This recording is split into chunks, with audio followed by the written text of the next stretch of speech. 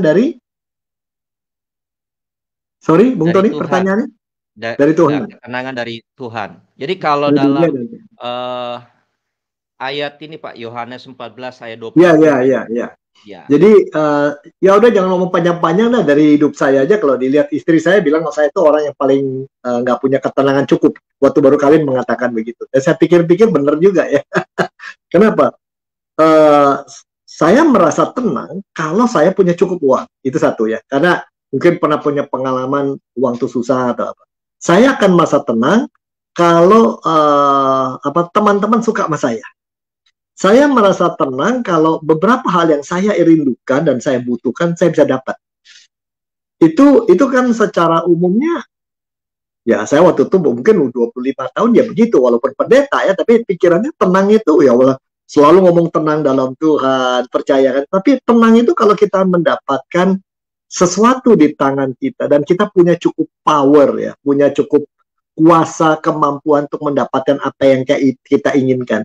Biasanya kalau dari dunia ketenangan itu, kalau zaman sekarang kan mencari orang punya prestasi, punya prestise, punya pengakuan orang, apalagi duitnya cukup, ya, relasi di rumah tangga baik, anak bisa sekolah ke luar negeri, tabungan cukup, nama dikenal, bisa hura-hura dan bisa jalan-jalan, itu rasanya tenang. Dengan kata lain, di dunia ada tenang kalau kita dapat apa yang kita mau. Itu ketenangan. Itu ketenangan begitu. Nah, ini ketenangan. Nah, saya belajar mengadakan perubahan. Saya tahu doktrin tentang tenang dalam Tuhan, di dalam Dia saja aku merasa nyaman, dan sebagainya. Tapi baru saya hayati itu, saya mengaku saja, ketika saya belajar menyelam, ya, diving. Nah, pertama kali saya belajar menyelam itu disuruh nyemplung, pakai peralatan, diajarkan nafas, terus nyemplung menjatuhkan diri dari kapal. Pada waktu itu aku pikir ada alat-alatnya, bisa napas susah amat. Begitu nyemplung, lihat air ada arusnya, lalu lihat di bawah tuh dasarnya dalam sekali, lalu dibawa sama instrukturnya nyelam ke dalam, begitu 10 meter, 20 meter, begitu udah 25, 30, baru melihat ke atas, wih, ini kalau terjadi apa-apa dengan pipa napasnya ini bagaimana, kalau walungnya gini, mati aku, nggak ketolongan. Walaupun ada di situ, saya mulai merasa tidak tenang, tapi belum panik, tidak tenang, tapi belum panik, tapi jelas tidak tenang, karena perhatian saya kepada hal-hal yang betul-betul yang negatif saja. Nah, di situ saya belajar. Padahal instruktur bilang yang paling penting kamu tenang dan percaya, saya tidak akan biarkan kamu sendiri, saya tidak akan biarkan kamu keluyuran di dalam atau ada ikan. Saya akan bela, jaga, dan bimbing kamu. Jadi dia bilang, saya akan jaga, bimbing, dan lindungi kamu. Dan saya tahu daerah ini. Tapi ketika lihat di dalam, airnya dalam sekali, ke bawah dalam, ke atasnya itu, terus terang sempat hilang ketenangan. Di situ saya menyadari, maksudnya setelah selesai hari itu merenung, inilah tenang dalam Tuhan itu berarti bukan cuma tahu Tuhan ada, Tuhan di samping kita, tapi percaya nggak bahwa Dia punya kuasa, punya kemampuan, dan punya hal yang baik yang Dia mau berikan pada kita. Itikatnya baik, ya. Nah, tenang itu begitu yang saya pahami, Bung Ton. Kalau tenangnya dunia adalah kalau kita berdiri, duduk di tanah datar yang kita inginkan, kita kuasai semua. Kalau tenang dalam Tuhan itu seperti nyelam itu, walaupun kita merasa ada satu pihak ada terlindung, satu pihak takut, tapi kita percaya bahwa kita akan dijaga. Wow, ini luar biasa Pak, apa yang Pendeta Robi sampaikan. Nah, mungkin sebagian rekan-rekan mulai berpikir, Pak, sebenarnya ini saya sedang mengalami ketidaktenangan karena apa? Apakah ya seperti yang disebutkan oleh Pendeta Robi tadi, atau juga karena memang dalam situasi yang tidak menentu. Nah, ada satu pertanyaan lagi dari YouTube, Pak, dari Rianti Mean. Kita akan tampilkan cara apa yang harus dilakukan supaya ketika kita menghadapi sebuah masalah, hati kita tetap tenang. Nah, biasanya kan pada umumnya kalau orang menghadapi masalah, pasti panik, Pak. Nah, kepanikan itu kan nggak bisa dikontrol, Pak. Nah, apa sih yang bisa dilakukan supaya kita bisa tetap tenang walaupun situasinya memang tidak mudah, Pak? Baik.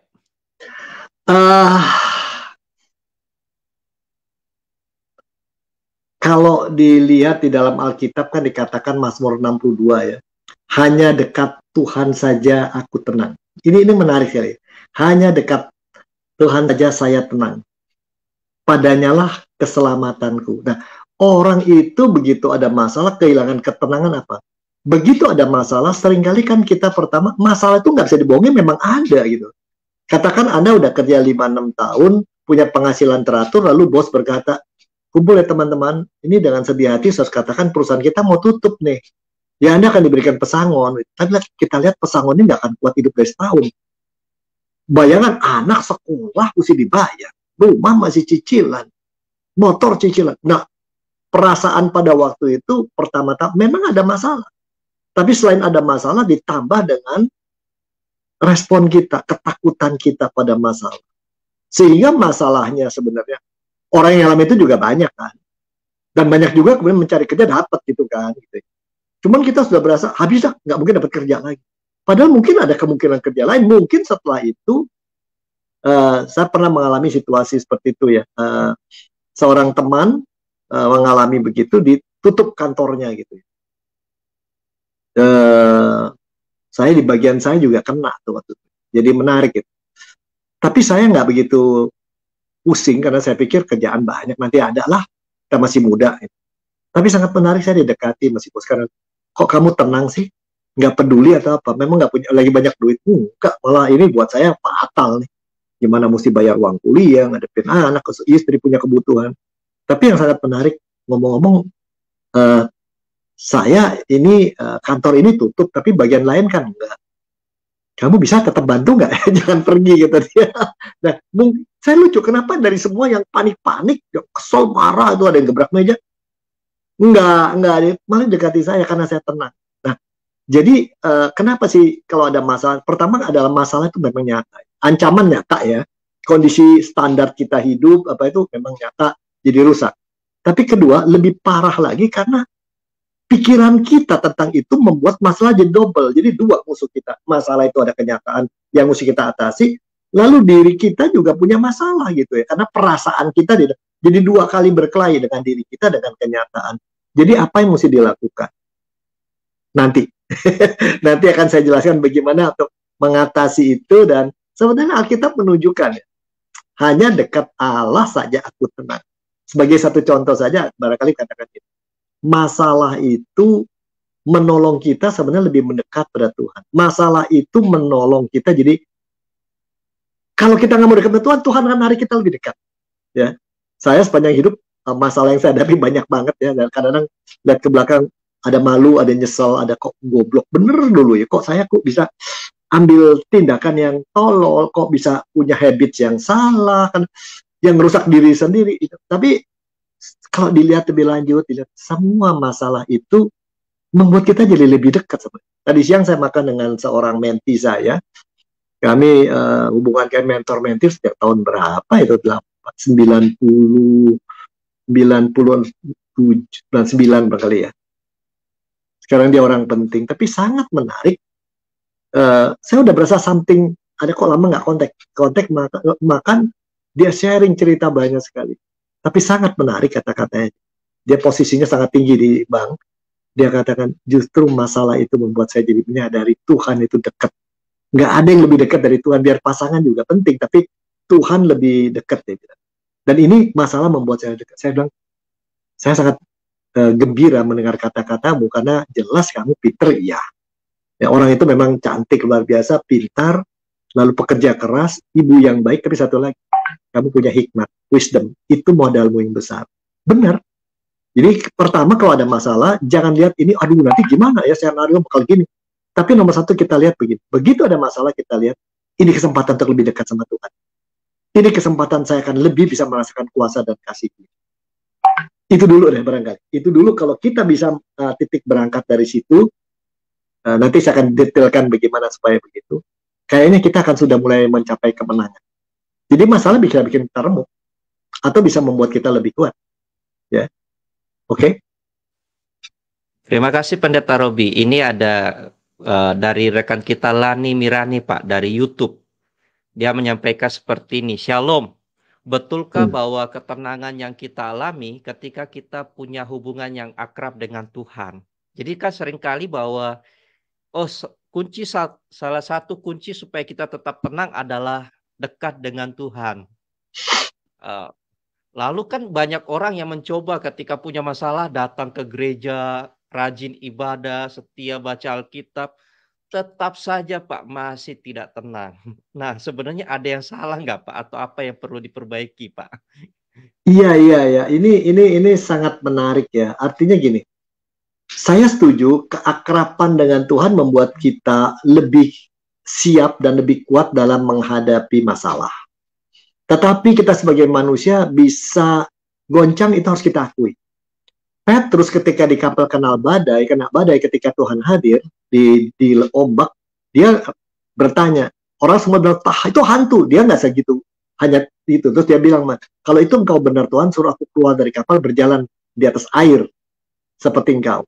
Dan Tuhan Yesus bilang, silakan keluar. Dia berani loh meninggalkan kapal. Hebat ya. Dia berani. Dia kan orang pintar, selalu semua dihitung, dipikir, ambil inisiatif. Tapi dia berani meninggalkan kenyamanan. Tempat dia aman. Berjalan di atas air, mendekat kepada Tuhan Yesus. Tetapi sangat menarik, dia mendekat, makin lama makin dekat.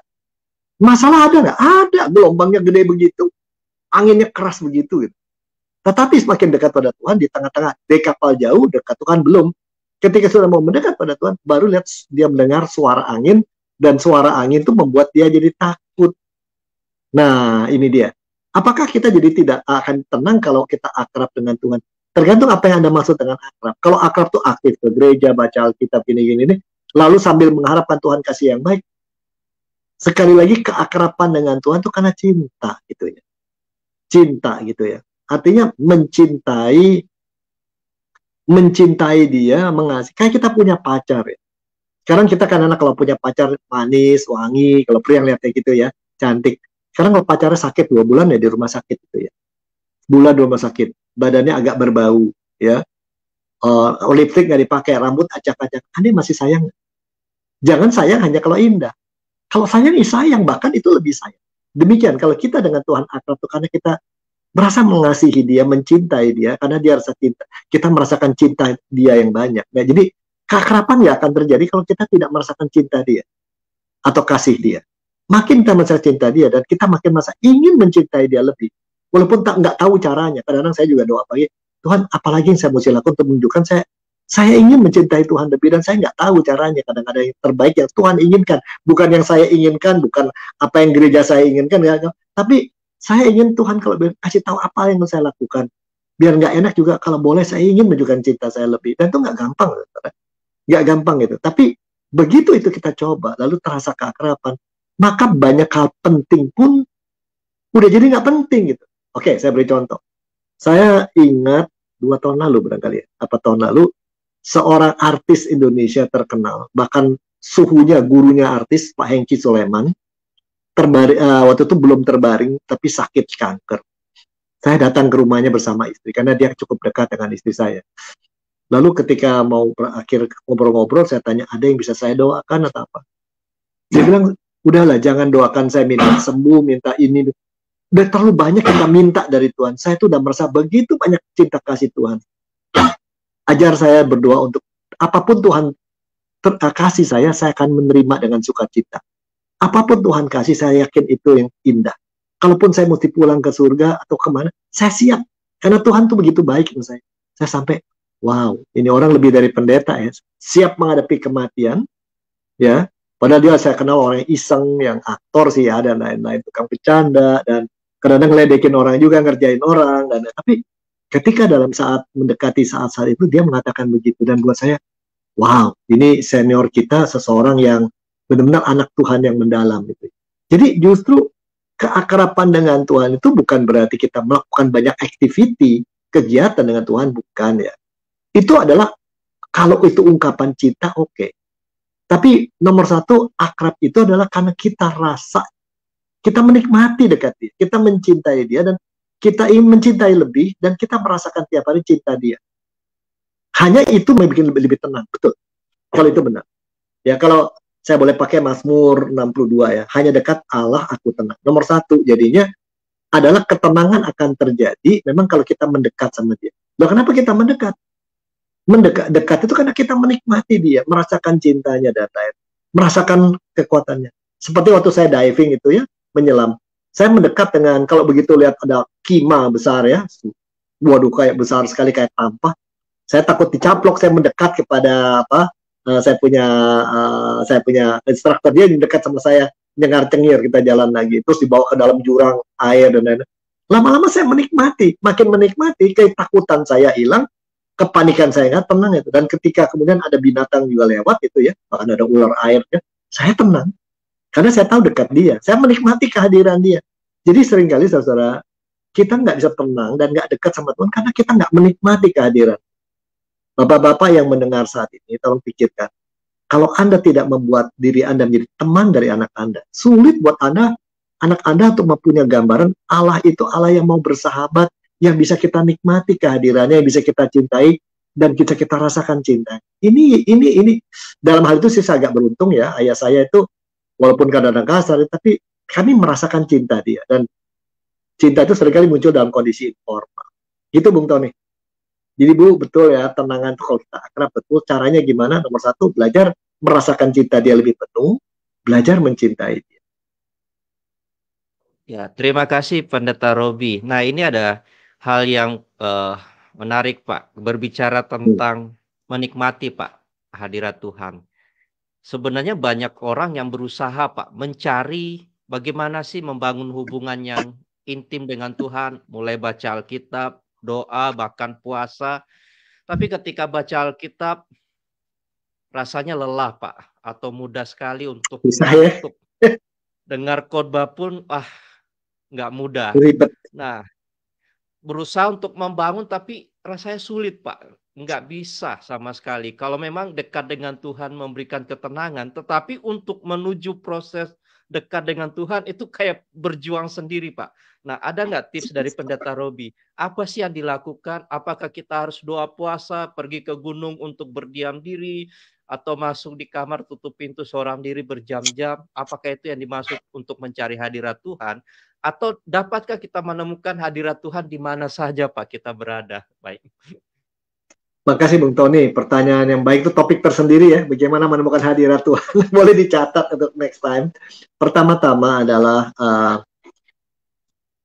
barangkali yang kita sadari, kita pikir kita bagaimana mencari hadirat Tuhan. Sebenarnya Tuhan sedang mencari kita barangkali ya.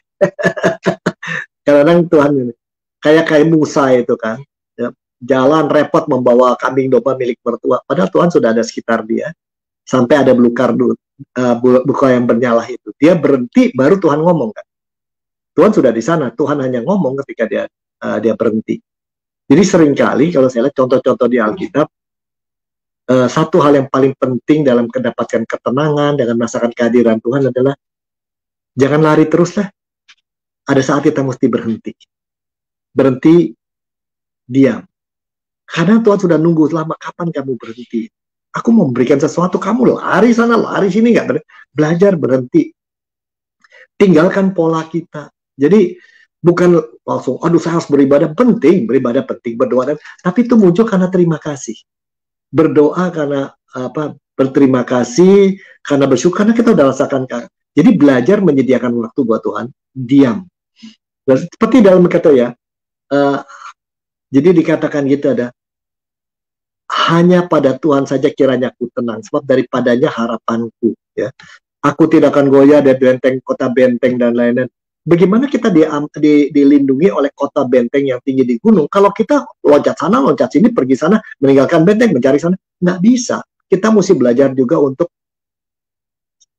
hanya dekat Tuhan. Ya udah diam, mendekat aja, belajar diam lah, belajar diam nunggu. Sebab Tuhan juga udah nunggu kita. Dan ketika kita diam, tidak mengejar impian kita terlalu banyak, tidak mencari ini itu terlalu banyak, yakin nanti dia gak diberikan pada dia pada waktu. Kita ambil tugas bagian kita tentu ya, kerja harus, tapi apa yang kita cita-citakan, dia mungkin nggak sebelum kita minta sudah tahu, cuma dia minta kita diam karena dia mengatakan sesuatu lebih penting. Nah kadang-kadang kita pikir kita yang terpenting yang kita miliki, yang kita butuhkan, Kita nggak mau berhenti diam dulu sebentar. Ini yang paling penting. Belajar diam di depan Tuhan, belajar menunggu, dan belajar berharap. Kalau di Mazmur ada itu ya, belajar berharap. Dan terutama adalah belajar mencurahkan isi hati kepadanya seadanya. Mazmur 62:9 gitu ya. Percayalah kepadanya setiap waktu, hai umat, curahkanlah isi hatimu di hadapannya. Jangan ibadah hanya di tempat ibadah. Tiap hari, dimanapun juga kita beribadah gitu. Ya anak-anak suka bertanya, kenapa sih Papi cuci piring mulu? Juga ada teman-teman, Pak Pendeta suka banyak cuci piring dan suka ngomong, kenapa sih? Buat saya itu simbol ya. Kadang-kadang saya ingin dunia lebih baik begini. Kalau anak mudanya main di gereja aja, kapan sih main dengan umat beragama lain? Main ke desa main ke sana gitu. Kenapa sih? Tapi susah kan merubah pola pikir orang, saya nggak bisa bersihkan pola pikir lama. Ya udah saya cuci piring. Kalau saya tidak bisa bersihkan gereja, bereskan gereja, tidak bisa hidup saya, minimum piring saya bisa gitu. Dan ketika belajar cuci piring, saya belajar banyak hal. Pertama, mesti sabar. Jangan hanya sekedar kasih sabun. Cuci kadang-kadang tidak bisa sekali, berkali-kali. Ada yang mau dicuci, nempel, ya tungguin dulu. Apalagi rice cooker habis pakai, ditunggu dulu. Ada saat tunggu. Jadi seringkali, saudara, kita tuh dalam hubungan sama Tuhan maunya instan ya. Oh, saya kan udah doa, saya udah beri perpuluhan, saya minta Tuhan segera tolong saya. Nggak gitu ya barangkali ya. Ada saatnya Tuhan bilang, tunggu. Sama dengan istri saya ingin makan ini, saya pengen sayur asem. Kalau ke restoran beli sayur asem, pedes, saya kan nggak makan pedes gitu ya. Aku nanti bikinkan, kok lama banget sih bikin sayur asem, lama banget gitu ya. Nggak sabar gitu ya. Tapi begitu jadi enak banget. Dan kalau dia bikin waktu itu dia saya minta sekarang aja makannya, belum jadi sayur asemnya. Saya harus belajar menunggu. Terus terang itu susah. Orang kayak saya yang paling susah belajar dan masih terus sedang dan belajar. Dan menunggu itu keindahan sendiri. Sehingga pada akhirnya ketika apa yang kita rindukan tepat depan mata, saya sedang mengalami ini, sesuatu yang saya sangat rindukan di dalam 10 hari mungkin Tuhan akan, saya berhenti, Tuhan tolong ini jangan menjadi kemutlakan buat saya. Kalau memang Tuhan izinkan ini terjadi yang baik ini, biarlah itu karena saya rasakan kehadiran, bukan karena saya. Saya mau kerja tapi nggak mau kerja over sampai lupa Tuhan. Nah di situ belajar menunggu dan beli ruang pada dia. Sehingga kalau kita mencapai sesuatu yang kita inginkan, kita tahu itu sebenarnya anugerah berkat dia, bukan hanya kemampuan. Saya ingat kata-kata Potifar, Yusuf selalu berhasil dalam pekerjaan karena dilindungi Tuhan, dipimpin Tuhan. Bayangin orang yang tidak sekepercayaan aja melihat dia berhasil bukan hanya kerja keras, tapi karena Tuhan yang nolong dia. Itulah sukses. Gimana Bung Doni? Terima kasih banyak Pendeta Robi. Kita sebenarnya banyak komentar yang masuk Pak dan pertanyaan juga. Saya ingin tampilkan ada satu rekan kita dari Facebook Pak, dari Rosalia Kondolele. Kalau mohon maaf kalau ada salah penyebutan. Pak Pendeta, saat ini hati saya lagi tidak tenang karena bapak saya sakit dan kita anak-anaknya jauh dari orang tua. Ketika saya berdoa hati saya tenang, tapi setelahnya pikiran lagi tidak tenang Pak. Nah, yang seharusnya saya lakukan bagaimana Pak Pendeta? Mungkin kalau saya sambung dengan pertanyaan lain Pak, misalnya gini, ketika sesuatu yang terpenting Pak telah hilang atau meninggalkan kita, ketika keluarga diambang kehancuran maupun juga berpisah, bisnis tidak pasti, dapatkah kita tetap tenang? Nah, kalau berbicara ini, karena mungkin hari ini kita tenang, besok akan kepikiran lagi, Pak. Itu kan sesuatu yang akan dijalani, Pak. Nah. Ada hal-hal yang wajar kalau kita tidak tenang ya. Misalnya kalau pasangan hidup kita sakit, ya, atau dia selingkuh, atau bekas pacarnya muncul terus di dalam kantor dia, ya pasti nggak tenang itu ya. Nggak tenang. Memang ada bagian kita melindungi dia, menjaga. Ada bagian kita, ada bagian Tuhan. Itu dulu rumus pertama. Di dalam hidup ada bagian kita, ada bagian Tuhan. Kita mesti tahu diri, jangan bagian Tuhan dikecilkan, kita mau tangani semua sendiri. Sudah itu ya. Itu pertama. Yang kedua, kita sadari, semua yang ada pada kita titipan. Ada istilah bahasa Inggris, we are not the master, we are steward. Kita bukan penguasa. Kita ini adalah pengelola. Jadi kalau tadi papa saya jangan sakit jauh, kita berdoa menyerahkan pada Tuhan, bla bla bla bla bla. Nah, kita sadari dia bukan milik Anda. Papa bukan milik Anda. Bapak Anda adalah milik Tuhan. Titipan pada Tuhan. Selama masih yang ada, tunjukkan cinta kasih kita pada dia.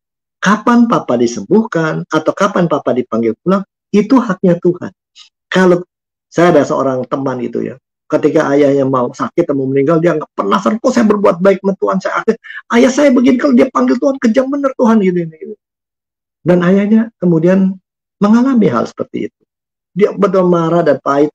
Tapi kemudian hari, setelah mengalami satu keadaan, dia berada di satu tempat di mana terjadi bencana alam, wabah, dan sebagainya. Banyak orang-orang tua teman ayahnya sakit dan kemudian meninggalnya nggak enak semua, menderita. Baru ke belakangnya, iya ya, Tuhan sayang sama ayah saya lebih, ayahnya umur 70 ya, lebih dari orang lain. Dipanggil dulu dengan sakit biasa, yang lain sakitnya menderita. Baru dia bilang, iya, saya waktu itu kok pahit sama Tuhan karena saya memutlakkan keinginan saya, kepentingan saya. Jadi inilah ayah, ibu, adik, kakak, anak, pasangan, itu titipan Tuhan. Dan karena itu kalau kita berdoa, selalu harus kita katakan, Tuhan, saya inginkan yang terbaik buat mereka.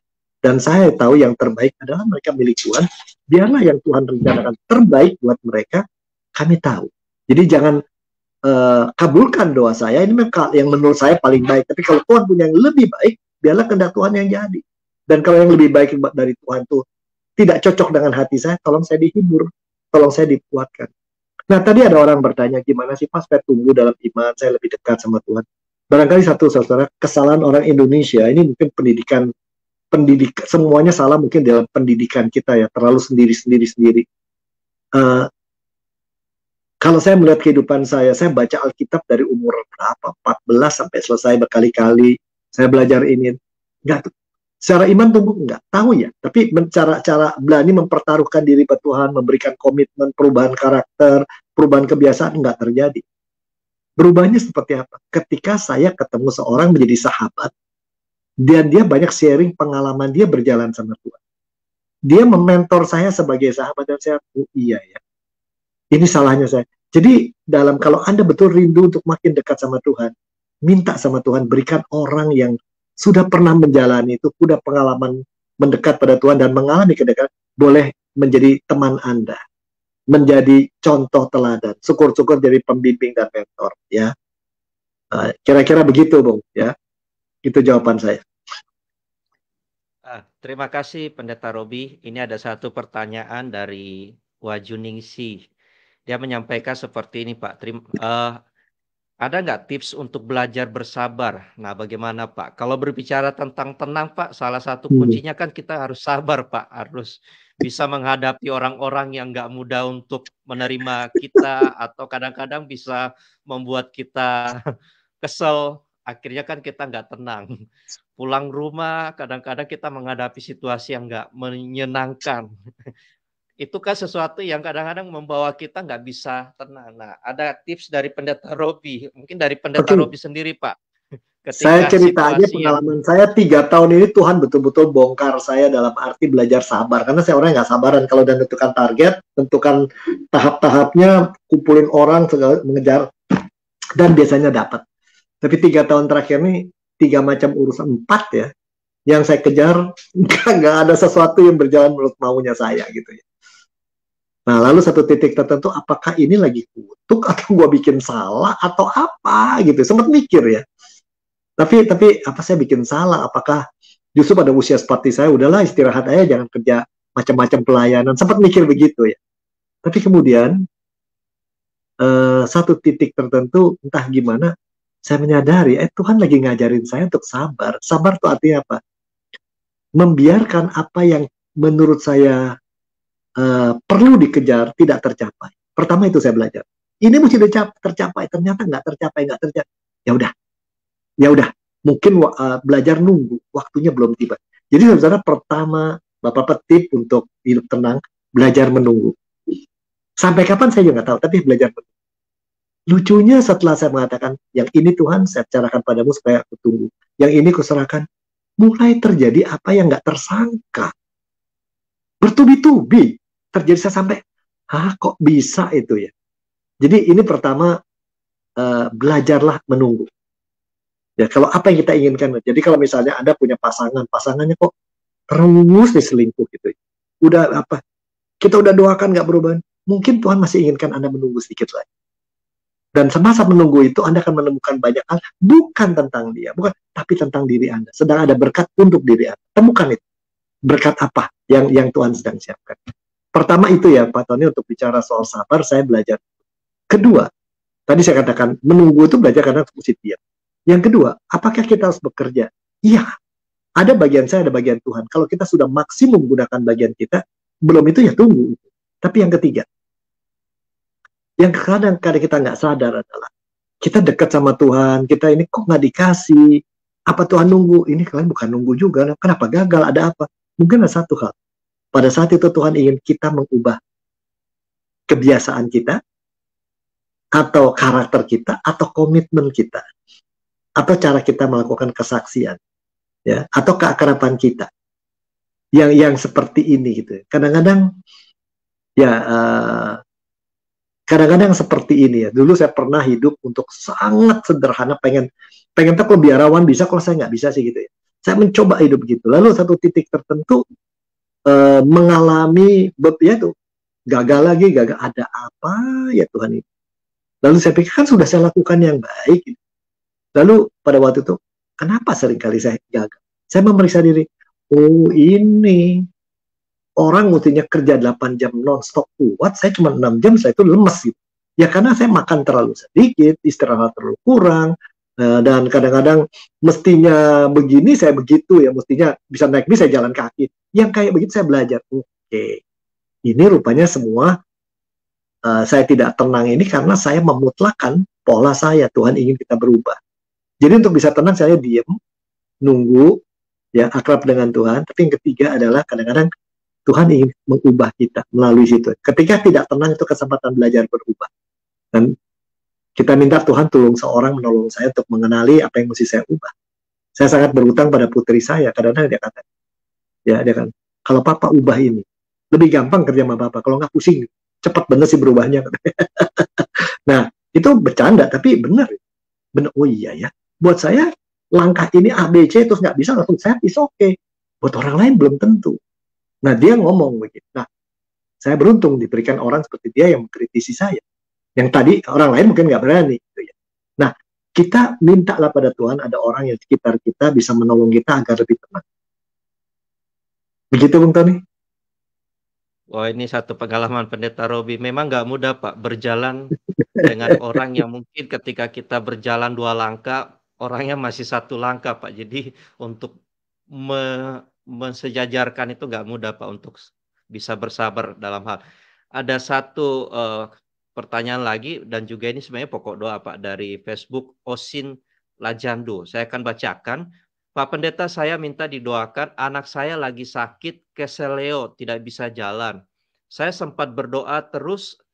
Nah, ada pernyataan dari Tuhan bahwa saya harus tenang, tapi pendeta, hati ini tetap tidak tenang karena sudah 1 minggu belum juga jalan. Memang kalau sebagai orang tua ketika ada anak yang sakit, kita mau aktivitas apapun rasanya terganggu, Pak. Itu. Pastilah ya. Nah, kalau dikaitkan dengan satu firman Tuhan, Pak, dalam disampaikan bahwa marilah kepadaku semua yang letih lesu dan berbeban berat, aku akan memberikan kelegaan kepadamu. Seperti apa sih, Pak? Karena rekan kita kan sudah doa, tetapi dalam posisi ini tetap saja tidak tenang. Baik, Pak. Ya, 2 hal sekali lagi. Ada bagian kita, ada bagian Tuhan. Apakah, kalau saya itu teman-teman ini saya tanya, apakah Pak Osin sudah melakukan maksimum yang Anda sebagai orang tua harus lakukan untuk menolong keseleonya itu? Ya, apakah itu keseleo atau ada retak atau apa? Apakah maksimum kita sudah lakukan yang terbaik buat si anak? Semua metode pengobatan sudah dilakukan. Itu dulu kita tanya. Itu bagian kita. Kalau itu sudah dilakukan maksimum juga tidak sembuh, baru kita tanya, Tuhan mau apa melalui ini? Apa suatu supaya anak itu lagi duduk diam istirahat atau apa? Ada apa? Ketika putri saya kena COVID, dia punya asma, apa saya nggak ketar-ketir ya? Saya bilang udah kehilangan 1 anak, jangan ditengah itu. Waktu kena COVID yang berat ya, waduh ini Tuhan apa? Tapi apa yang bisa kita lakukan maksimum? Pertama, isolasi di kamar. Kamar mandinya pun sendiri, makanan kita antar, piringnya kita cuci, kasih obat yang bisa. Semua kita lakukan maksimum. Kalau sudah maksimum dilakukan, semua yang kita bisa dilakukan, itu bagian saya. Bagian saya adalah melakukan itu, bagian Tuhan menyembuhkan. Kalau sampai nggak sembuh, kita tahu pasti ada alasan yang paling baik. Tapi kalau kita nggak lakukan bagian kita, berarti kita suruh Tuhan yang melakukan. Nggak bisa dong nyuruh-nyuruh Tuhan begitu dong.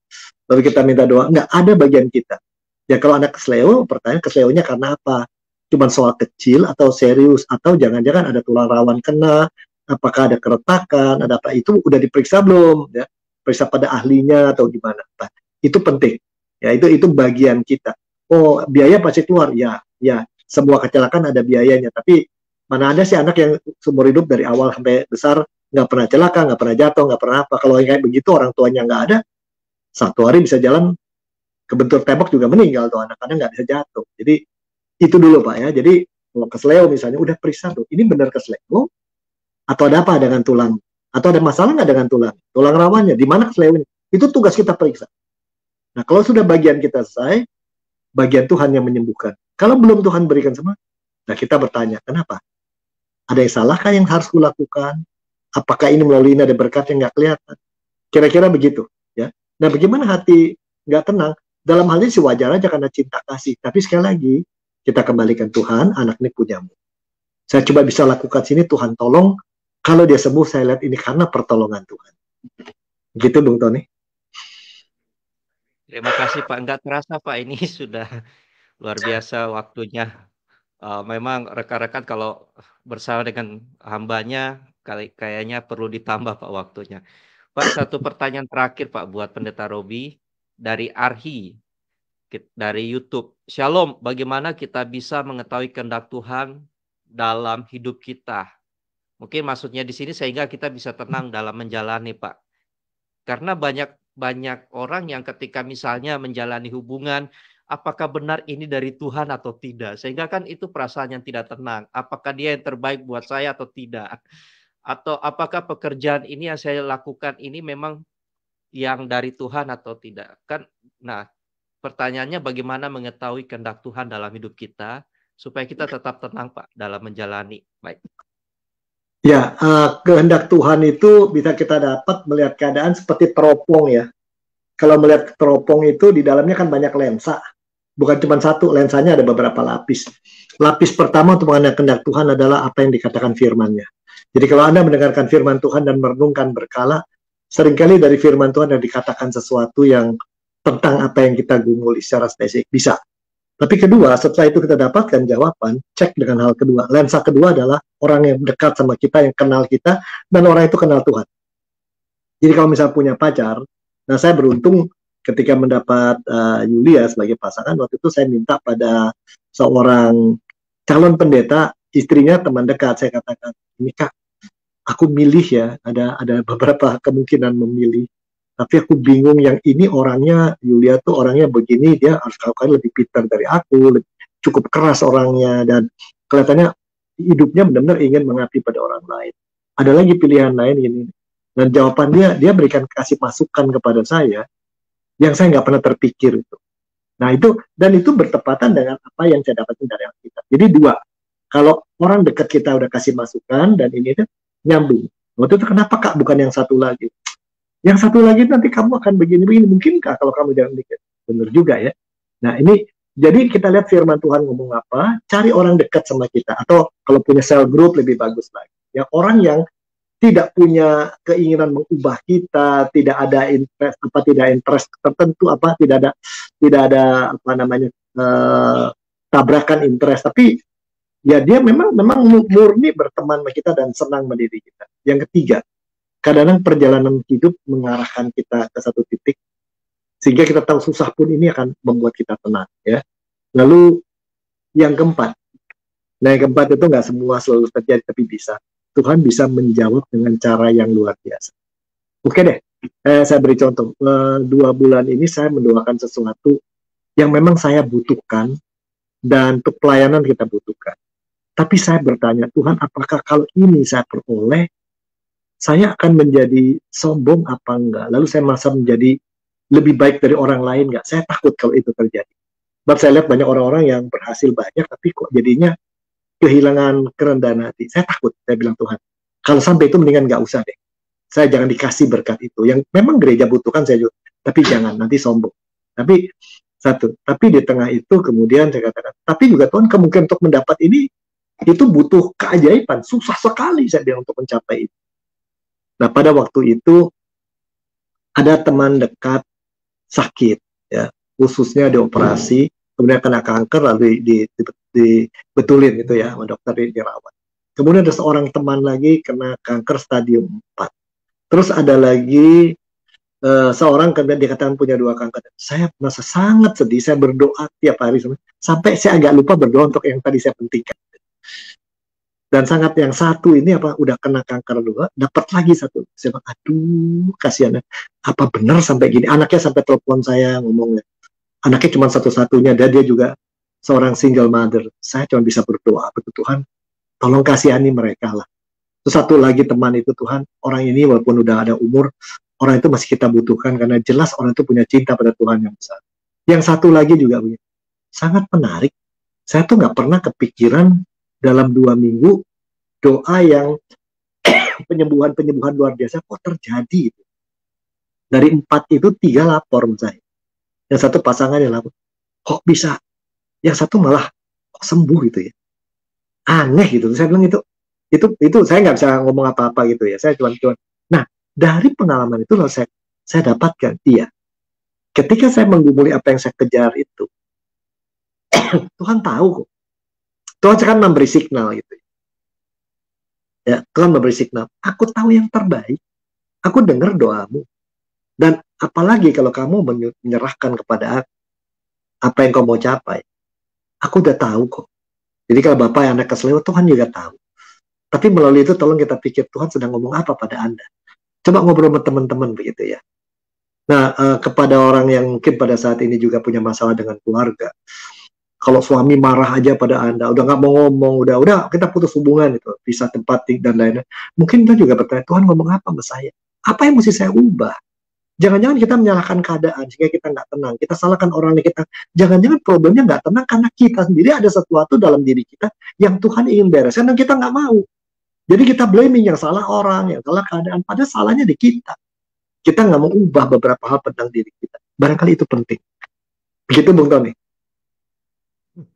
Wah, terima kasih Pak. Sebenarnya semakin banyak pertanyaan yang menarik Pak. Tapi ini juga penting karena ini aplikasi yang dijalani banyak orang Pak. Ya, saya juga masih terus belajar loh. Ada dari Facebook Pak, dari Ria Aritonang Pak. Saya mungkin Pendeta Robi bisa lihat. Shalom Pak Pendeta, saya mau bertanya. Saya mau menikah, tapi saya tidak yakin dengan pasangan saya. Sehingga saya menjadi tidak tenang menjalani hari-hari saya. Saya takut salah memilih pasangan. Tapi saya takut untuk melukai pasangan dan keluarga pasangan saya. Pak, saya selalu berdoa untuk meminta petunjuk, tapi saya kurang paham jawaban Tuhan. Pak, bagaimana agar kita bisa paham jawaban Tuhan? Mungkin banyak yang mengalami situasi ini, Pak, ketika sudah mendekati hari H, semakin khawatir, semakin takut, dan ini kan menjalani seumur hidup, Pak, bersama dengan pasangan. Baik. Ya. Banyak orang, kalau anak muda, waktu saya mau menikah, ya saya tadi baru ngobrol sama teman ya, kalau saya nggak menikah pada usia begitu muda, mungkin saya nggak berani menikah sama istri saya yang sekarang gitu, Yulia gitu ya, karena perbedaan kami banyak sekali gitu ya. Tapi artinya waktu itu kan murni, udah jalanin dulu gimana nanti. Dan zaman dulu memang kita modelnya begitu, sampai jalan 6 tahun pertama kalau perkawinan ada krisis kita jalanin, nanti 10 tahun, nanti 20 tahun, umur 40. Tadi siang istri saya memberi khusus itu saya dengarkan, iya ya, bukan dia mengerti krisis saya juga sama ngelihatnya gitu ya. Zaman dulu begitu karena kita melihatnya adalah Tuhan udah milih ya, kita nggak mau apapun terjadi kita akan taat.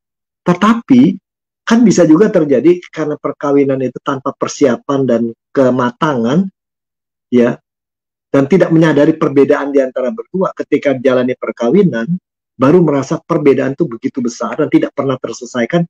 Jadi ya kami masih sama-sama, tapi sebenarnya tidur satu ranjang, tapi impiannya udah 2 gitu.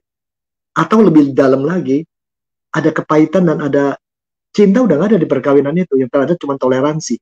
Kita kan nggak mau itu. Itulah zaman sekarang banyak sekali gadis-gadis dan para pejaka menunda perkawinan sampai umur 30, 35. It's okay, ya. Sehingga Anda memilih dengan hati-hati. Nah, bagaimana caranya tadi Ibu Ria tanya? Milih yang tepat. Usulan saya begini. Sekali lagi, coba doakan di pasangan, bicara dengan Tuhan, apakah ini pasangan ini, Tuhan ini kan dua hal yang kita, kematian dan kelahiran kita nggak bisa milih, kalau pasangan kan milih. Padahal tiga hal itu dalam hidup penting kan, lahir, mati, sama milih pasangan. Nah, ini kan ada bagian kita, bagian Tuhan. Jadi bagian Anda adalah, pertama doa sama Tuhan, tanyakan, apakah Tuhan ini orang yang tepat. Kalau Tuhan jawab kita belum tenang pikiran, berarti kita, emosi kita banyak sekali terlibat dengan orang, takutan kita takut nyakitin dia, bla bla bla. Tapi kemudian tanya pada orang-orang dekat yang netral kepada Anda, ya. Orang yang netral dan kenal Anda dan sayang Anda. Minta masukan, aku minta masukan. Menurut Anda, kalau aku jalan sama dia sekian lama, apa yang akan terjadi? Jangan bilang bagus apa nggak cocok, apa yang bakal terjadi dalam perkawinan kan? Minta masukan beberapa orang. Itu bagian tugas kita dalam teman. Jadi kita dengan Tuhan, kita dengan sesama, libatkan sesama, lalu masuk ke dalam diri kita, ini di tengah, ke dalam diri kita periksa. Kenapa Anda suka dengan dia? Kenapa Anda mau sama dia? Apa yang terbaik yang dia bisa berikan pada hidup Anda, dan apa yang terbaik Anda bisa berikan pada hidup dia? Dan apakah kalau berdua kalian akan sama-sama tumbuh atau macet salah satu? Itu pertanyaan penting. Ya, jangan kawin nanti satu jadi macet. Nah, yang terakhir, namanya kalau salibkan ke atas, ke samping, ke tengah, nginjak buminya ini. Nah, yang terakhir ini. Yang terakhir secara sosial kita lihat. Kalau ada silakan hubungi saya. Saya punya satu alat ukur, bukan alat ukur, tapi semacam kuesioner. Suruh dia ngisi, kita ngisi. Lalu Anda lihat ada pertanyaan kecil persiapan perkawinan. Kalau punya dia kerja, kamu kerja, masing-masing punya rekening bank atau jadi satu, atau ada 3 lah megang, ada bagian dia, bagian kamu, dan bagian tengah-tengah. Soal begitu aja itu bisa jadi ribut, ya. Dia maunya 1, kamu bilang 2 atau 3. Soal nanti pendidikan anak, ya. Kalau anak mau masuk sekolah gitu, ya, yang menentukan sekolahnya papanya, mamanya, atau bareng. Dia bilang pokoknya tuh sama mama, misalnya gitu. Nah, itu pertanyaan-pertanyaan itu bisa mengukur harapan dia tentang perkawinan. Kita harus jelas harapan kita tentang perkawinan, harapan dia. Silakan hubungi saya, nanti saya kirimkan itunya, nanti saya bantu untuk menafsirkannya gitu. Dan ini, nah satu lagi yang paling menarik, kalau Anda menikah dengan seorang Kristen, datang dari latar belakang gereja yang berbeda. Kalau saya bercanda, kemarin ada kejadian gitu, saya mau menikah, dia beda nih dari gitu. Lu pernah ke gereja dia belum? Belum pernah. Bagaimana? Gereja itu penting buat istri Anda. Ya, Anda nggak mau, Anda mesti ikut sekali-sekali kebaktian sana. Suka nggak suka ya, itu bagian dari diri dia. Jangan hanya ambil mau dia seluruh bagian hidup dia, hobi dia, Anda mesti tahu. Nah itu kira-kira ya. Jadi sekali lagi hubungan dengan Tuhan, memeriksa diri kita, harapan kita dari dia, tapi kita juga nanti injak bumi, lihat kita berdua kalau jadi satu bakal kayak apa perjalanan hidupnya gitu ya. Apakah yang paling bernilai buat kita dan buat dia bersama. Saya dengan istri saya, nilai kami sama ya, sama ingin mengembangkan orang, sangat berbagi, itu kami sama. Tetapi dalam banyak hal, cara ngatur rumah, kerapihan rumah tangga, barang-barang yang dibuang apa enggak, pengaturan beda sekali. Tapi karena akarnya sama, kita bisa menjalani dan menikmati, walaupun bukan nggak ada krisis ya. Jangan ngarepin perkawinan tanpa krisis. Setiap 10 tahun pasti ada krisis. Di situ kita akan belajar makin dekat pada Tuhan, makin dekat sama dia. Gitu Bang Tony. Wah, ini tapi silakan biasa, hubungi Pak. saya Makin secara banyak. pribadi soal itu ya. Dan saya minta maaf teman-teman yang menghubungi saya, ada yang sempat kita ngobrol, ada yang kedua kali hubungi saya WA, saya belum bisa jawab karena minggu ini banyak deadline. Tapi saya ingat Anda dalam doa, ya, yang punya krisis-krisis dalam berkeluarga. Sekali lagi jangan ada tangan itu sendiri, ya. Jadi terutama untuk mau menikah, dengarkan suara masyarakat sekitar Anda, itu penting. Kadang-kadang orang ngomongnya tajam nggak enak, tapi di belakang itu ada kebenaran. Oke, gitu Bung Tony.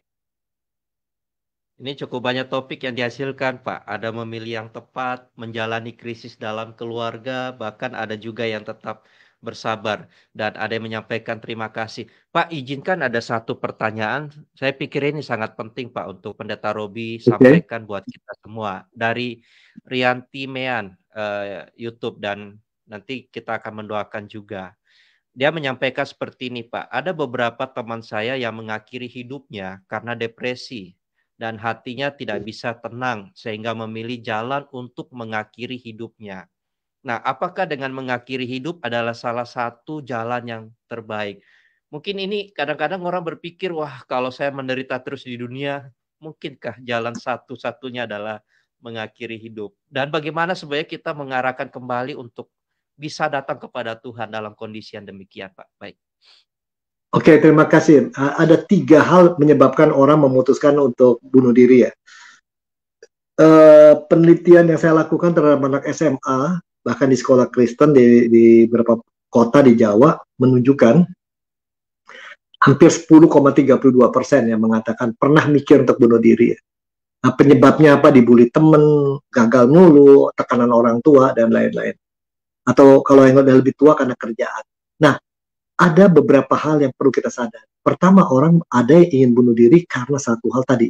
Depresi, stres, dan secara psikologis terus-menerus gagal, terus keadaan di rumah terus nggak enak. Tiap hari mendapatkan masukan dari orang yang negatif. Dia bisa nggak tahan. Nggak ada yang positif itu. Bisa. Ada yang kejadian seperti itu ya. Nah, kalau ada sudah pernah mikir begitu, segera cari teman atau pergi tempat lain. Yang penting ada satu orang yang bisa Anda curhat dulu. Yang kedua adalah ada orang bunuh diri itu keinginan demikian itu karena memang terjadi di dalam diri dia ada sesuatu di dalam susunan kimiawi di badan dia atau hormonal yang membuat dia apa yang terjadi dengan otak, dengan syaraf dan lain-lain membuat dia terdorong ke sana. Ada. Jadi jangan main-main. Itu penyebabnya fisik ya. Badan dia mau coba lawan tapi nggak bisa. Itu karena kayak orang lapar, perutnya lapar, kita mau sabar lapar tuh. Nah, ini itu obatnya adalah harus diobati ya.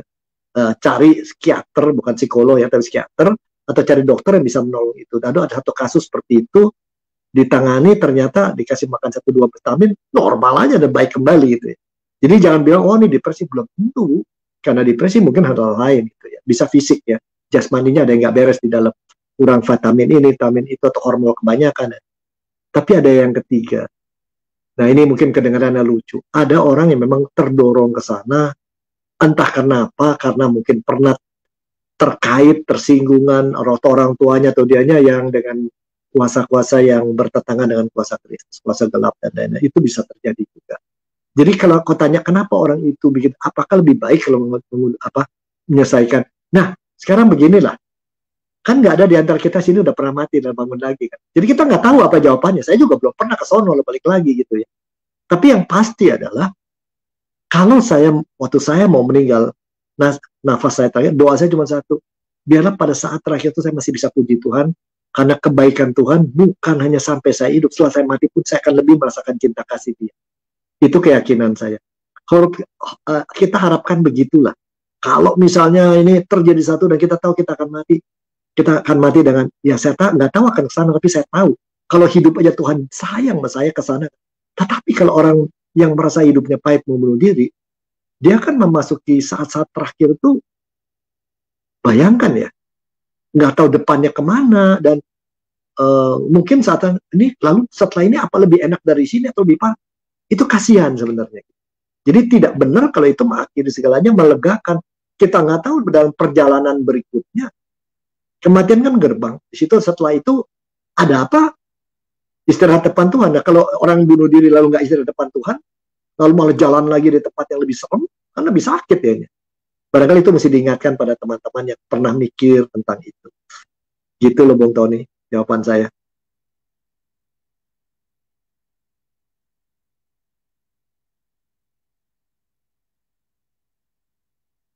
Wow, barang ngadepin masalah ini dengan signal.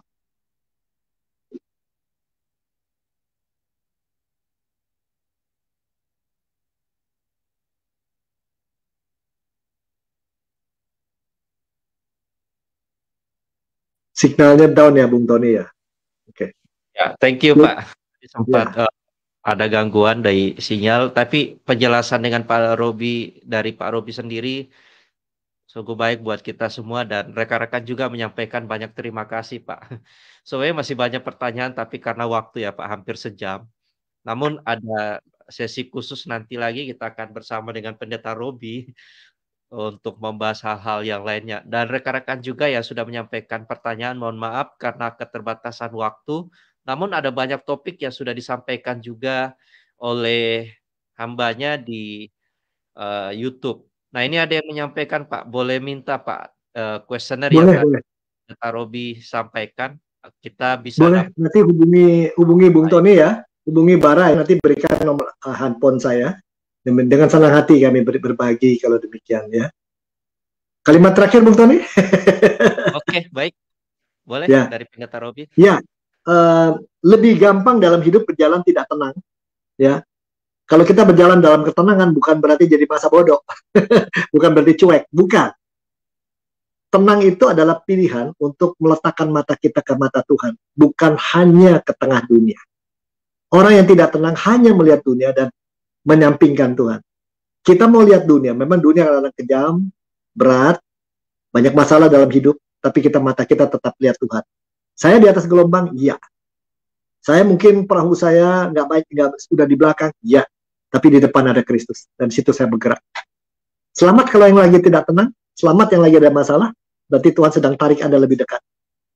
Nantikanlah, harapkanlah hal yang luar biasa. Tuhan berkati. Baik, terima kasih Pendeta Robi, dan di akhir acara kami akan persilakan kepada hambanya untuk menolong kita dalam doa. Tadi ada yang minta didoakan untuk ayahnya atau orang tuanya yang sedang sakit, bahkan anaknya tadi yang keseleo yang sampai sekarang Ya. belum sembuh.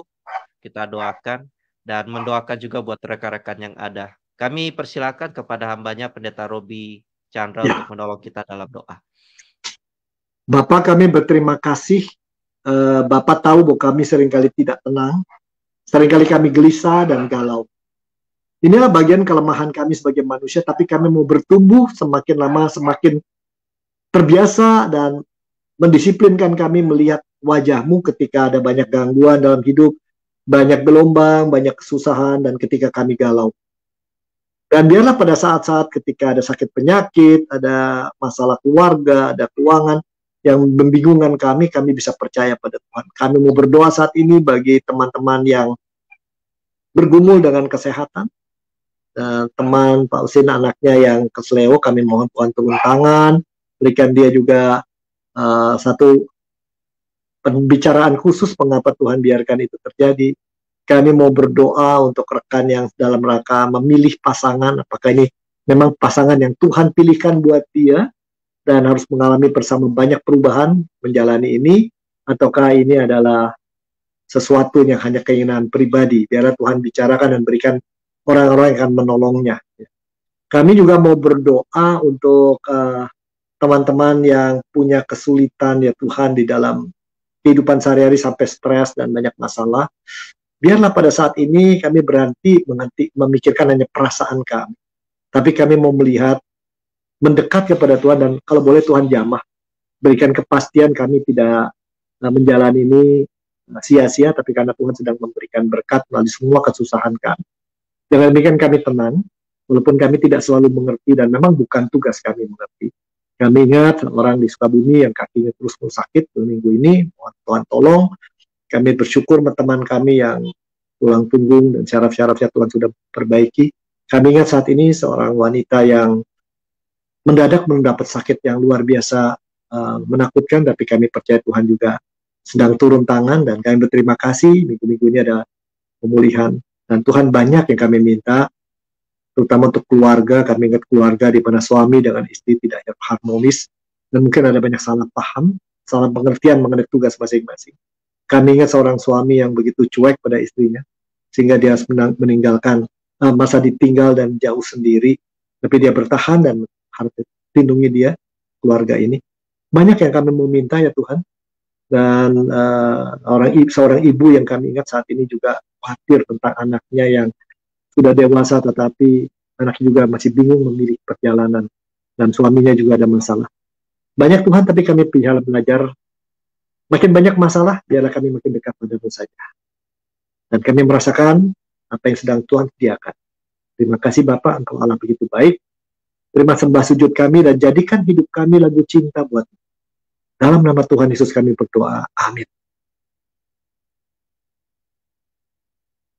Amin. Sekali lagi thank you Pendeta Robi dan juga buat setiap rekan-rekan, dan sampai jumpa bersama dengan Pendeta Robi di lain waktu, dan juga kita akan live esok hari jam 7 malam kembali. Dan tayangan ini kita akan langsung upload di YouTube Bara Digital Ministry. Bersama saya dengan Bu Astoni dan segenap tim, sekali lagi menyampaikan thank you dan sampai jumpa esok hari. Tuhan Yesus memberkati.